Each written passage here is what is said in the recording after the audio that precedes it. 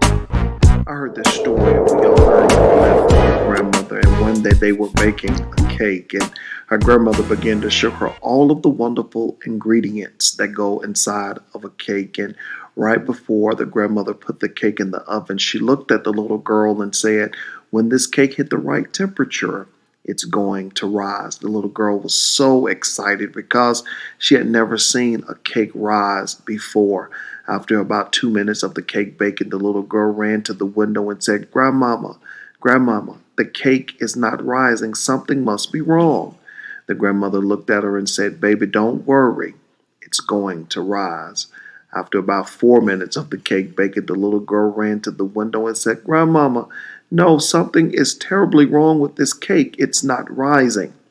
The grandmother looked at the little girl and said, "Baby, don't worry. It's going to rise."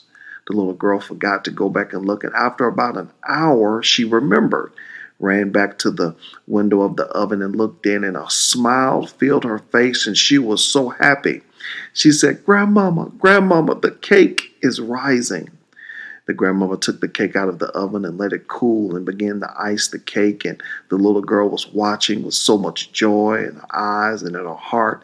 And she finally asked her grandmama, she said, "Grandmama, how did you know the cake was going to rise?" The grandmama looked back at her and said, "Baby, because I put something in it to make it rise."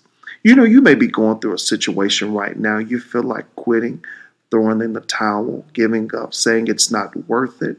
I want to let you know that down in your heart is something God put in you to make you rise out of this. You're going to come out of it because just as that grandmother put that ingredient in that cake, something is woven down in the reservoir of your greatness that will cause you to rise and come out. Keep going. Don't quit. You're closer than you think.